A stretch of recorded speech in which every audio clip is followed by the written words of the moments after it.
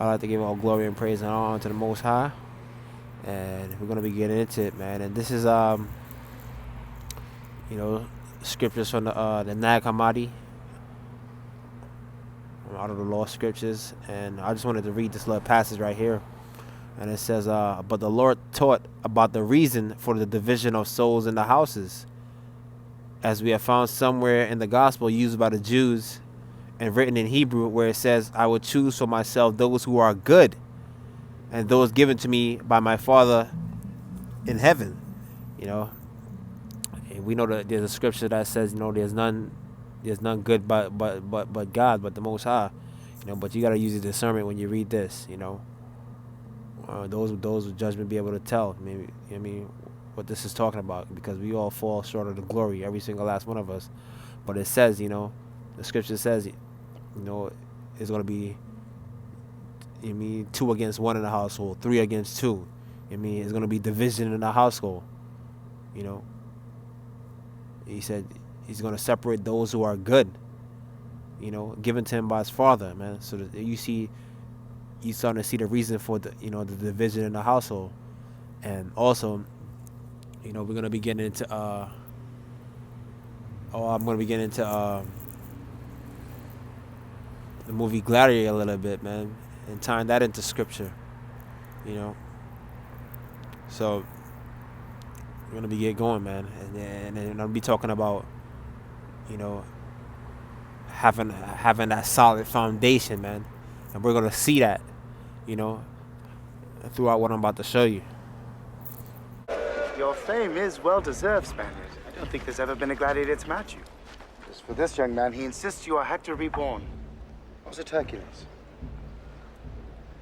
Why doesn't the hero reveal himself and tell us all your real name? You do have a name. My name is Gladiator. How dare you show your back to me? Slave! You will remove your helmet and tell me your name.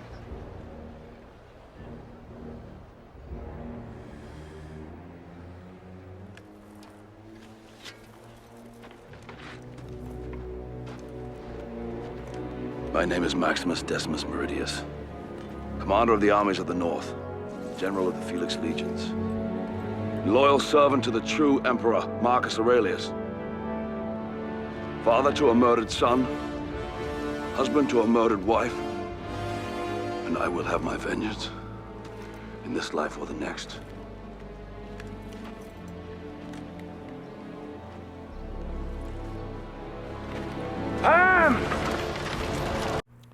Ecclesiasticus chapter 25 verse 7. "There be 9 things which I have judged in my heart to be happy, and the 10th I will utter with my tongue. A man that has joy of his children, and he that liveth to see the fall of his enemy. Well is him that dwelleth with a wife of understanding, and that hath not slipped his tongue, and hath not served a man more unworthy than himself." I'm going to stop right there. So you see, for those of you who haven't seen the movie Gladiator, man, you check it out. I'm pretty sure everybody has seen this by now. So I'm gonna ruin it for you, but you should still check it out. But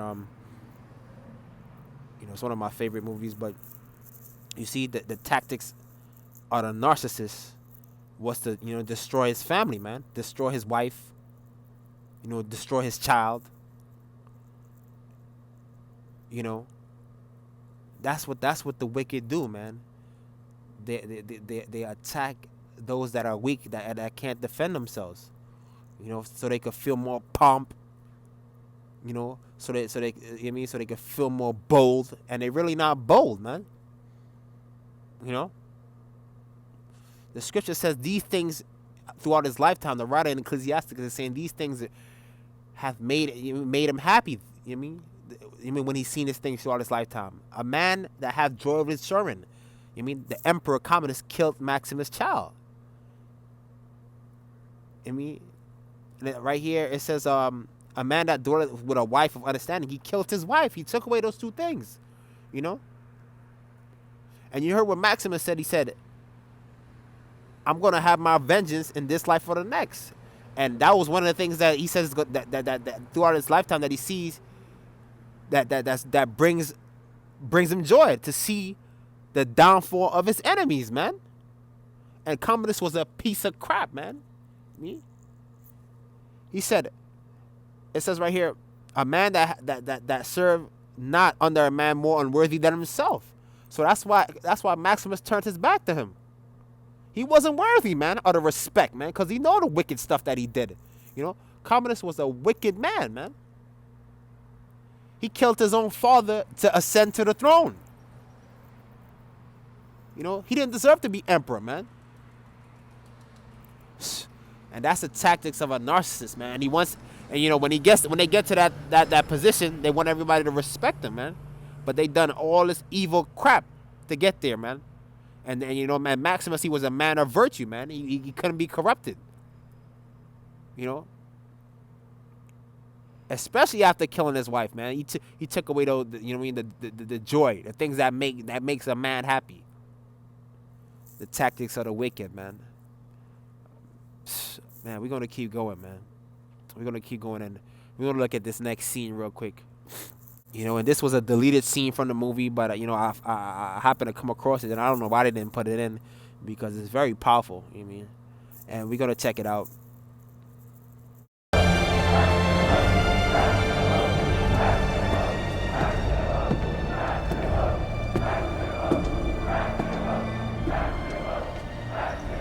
I'm a soldier. I obey.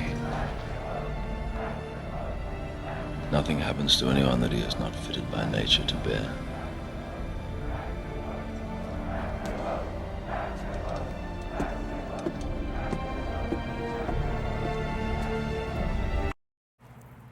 So, man, that was a powerful scene, and for those of you that watched that movie Gladiator, you could see that was towards the end when he was about to fight Commodus in the Colosseum, in the arena. And you know, that man that approached him, that was I think his name was Quintus, man, Quintilius or something like that. And he was also a soldier that served with Maximus. But you know, when Commodus killed his father and took over, you know, he fell under the command of what you would call it, you know, of Commodus. So basically, he's coming up to Maximus right here and telling him, after his wife is done died, after his kid done died, after he was supposed to be looking out for Maximus, he's telling him, look, man, I'm just a soldier. You know, I was just following orders. You know what I mean? Trying to gain, you know what I mean? Trying to gain some remorse, or have Maximus feel some pity for him. And I love the response that he told him. Maximus told him, he said, nothing happens to anybody which he is not fitted by nature to bear. And he was quoting Marcus Aurelius, man. You know, Maximus didn't say, you know, oh man, you know, I mean, it's okay, brother, it's all right. Nah, he didn't give him that sob story, man. You know, he didn't feel sorry for him, because Maximus was more of a man. You know what I mean? You know, and remember what I said in you know, in my previous videos, the noblest warriors, man, they went through the persecution. I mean, the Most High's noblest warriors, his noblest men, his women, they went through a lot of persecution that they didn't have to put up with, man, because they were righteous, man. You know what I mean? But they did it anyway. While the wicked, man, they got to roam around free. And they never endure nothing. You know what I mean, and the scriptures speak about that too. It says, yo, the Most High's not gonna give you more than you can handle.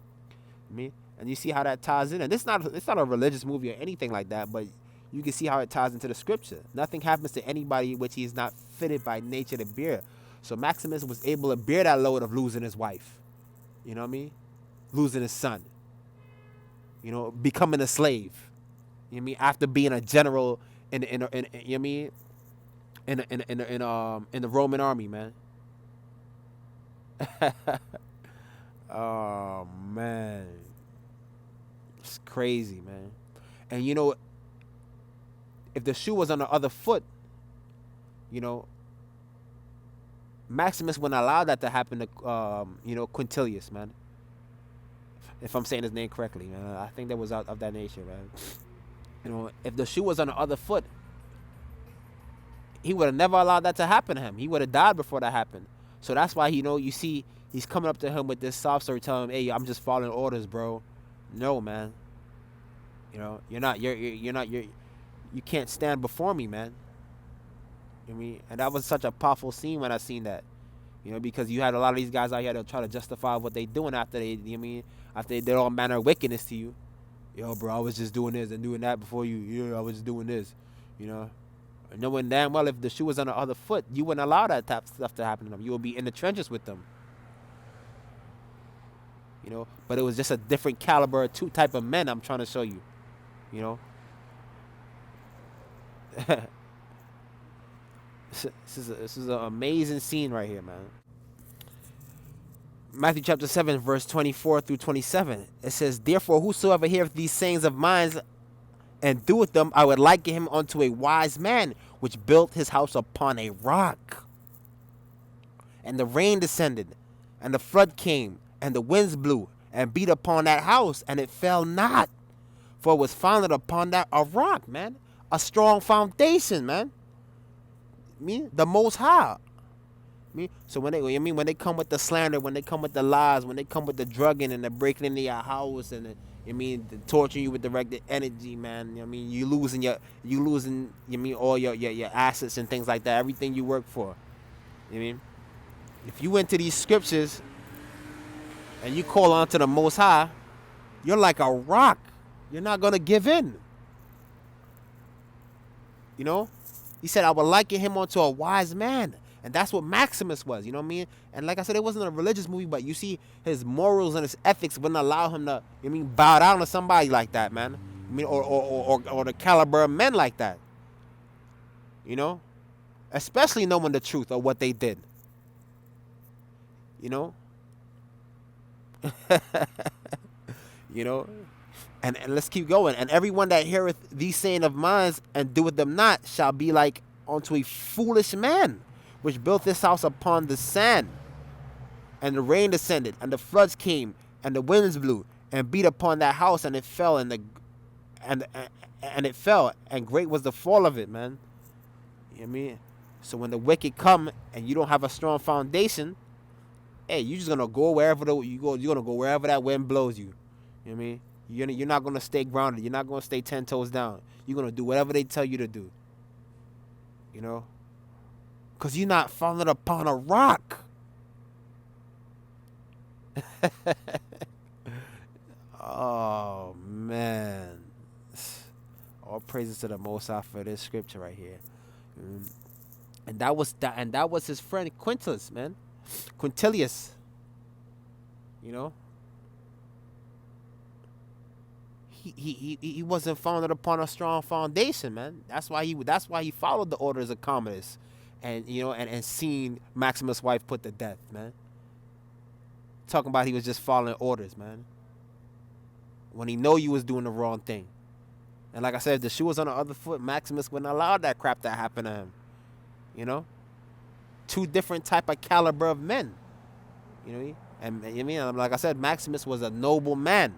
And he suffered all that stuff that he didn't have to suffer. You know what I mean? But like the scripture says, like, you know what I mean? The Most High's not going to give you more than you can endure, man. You know what I mean? He was strong enough to go through all that. You know? And we seen that.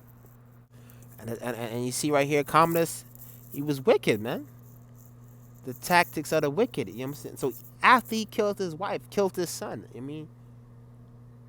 Set him up in the Colosseum to die. Stage the fights, the events, so he could die. Maximus still made it through all that, and at the very last end of the movie, he wanted to fight Maximus. You know what I mean? Maximus he was like, hey, you would fight me. What did he do? What did this wicked man do? He stabbed him in his heart. You know what I mean? Or wherever he stabbed him. He stabbed him in a vital part of his body, man. And they patched the wound up. You know what I mean? So Maximus was already at a disadvantage when he fought him. And this is the tactics of the wicked. They don't fight fear. You know what I mean? When they don't fight fear, man. You know? And he went out there boasting and bragging. You know what I mean? Pumped up, thinking that he was going to win.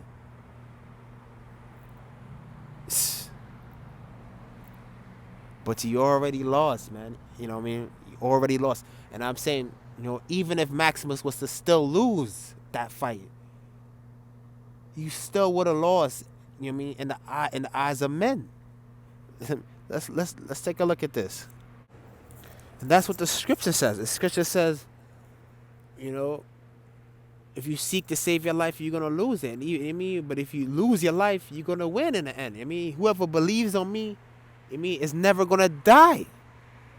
I mean, you know, so it's like he won, man. It's like, yo, even in death, he would have won even if he lost that battle, but he didn't lose. So let's take a look at this.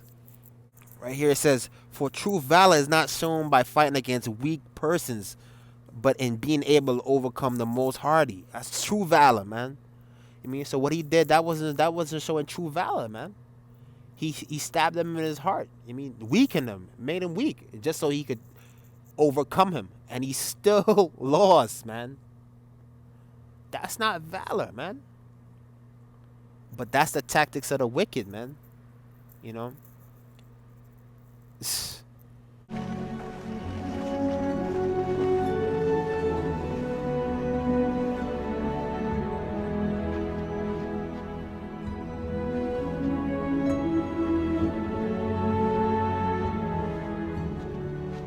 Rome worth one good man's life?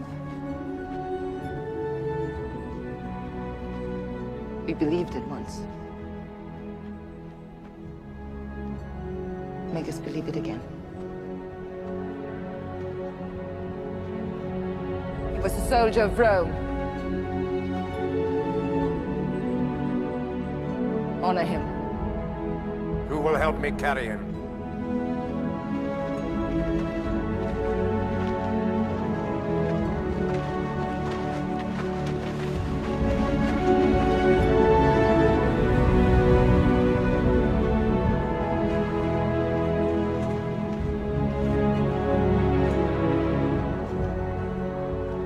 So that was a powerful scene right there at the end when Maximus died. Let's read this real quick. It says, tyrants do indeed please themselves and look big for a while, upon having the power to act unjustly, but do not, however, go happily out of the world, because they are hated by the virtuous, man. I mean, they are hated by the virtuous. Isaiah 2:11. The lofty looks of man shall be humbled, and the haughtiness of men shall be bowed down, and only the Lord shall be exalted alone in that day. And that was a powerful scene, man, because you see, at the end, they carried Maximus' body away, man. He was honored, man. They gave him a proper burial, like you know what I mean, that a king should have, that the emperor should have. And if you was paying attention to that scene at the end, they left the emperor's body right there on the floor. You know what I mean? And he should be the one being carried away like that. You know what I mean? Treated like the royalty he is. But he was such a corrupt piece of crap at the end. And the people seen that, and they knew that. They left his body right there in the open. He didn't get a, you know what I mean? He didn't get sent off well. You know what I mean? Like he should. And the slave, I mean, that was beneath him, that he hated, that he tried to kill, and he got sent off with honors, man. They honored him in the end. You know? You mean those that was virtuous honored him, not the wicked. So you see, Commodus got humble, man, at the end. I mean, even after all that wickedness, man, he still got humbled at the end. The lofty looks of man shall be humbled, man, and the haughtiness of men shall be bowed down. I mean, his haughtiness it came to a halt, and that's what's gonna happen with the wicked, man. You know. And they're not gonna be honored in the end when everybody found out all the wickedness they did. They're not gonna be showing any reverence in the last days, in that final hour. You know, there's gonna be those that was hated, man. Those those that stood through the persecution like Maximus did, even though he didn't have to go through all that, but he was able to bear it, man. I mean, like he quoted in Marcus Aurelius, man. Nothing happens to anybody that they're not fit to bear. Such a powerful scene, man. And his body just stayed there, man, and rot. I mean, so Maximus was tried. You know what I mean? He was tried, and he overcame the hardy trials, man, the most hardiest, and he lost his life. But the scripture says, Ecclesiasticus 2:5 says, "For gold is tried in the fire, and acceptable men in the furnace of adversity," man. So he came out of that, man. And I was just showing you, the movie of this is how the tactics the wicked do. They don't play fair. When they lose, they gotta try to come back. You know what I mean, and try to, get you even harder. And you overcome that, and they come with even more, and more and more and more. And that's what Commodus was doing. Like I was showing you, like, he staged the fights, he did this, he did that, he did the third, he killed his wife, he did all this evil crap to Maximus, man. At the end, he stabbed him to try, try to weaken him, and he still lost in the end. And this was just a movie just to show you, like, look, man, this is the tactics of the wicked, man. When they lose, they can't stand it, man. They can't stand just to lose and just walk away, So, hopefully this was edifying, man. All praises to the Most High, man.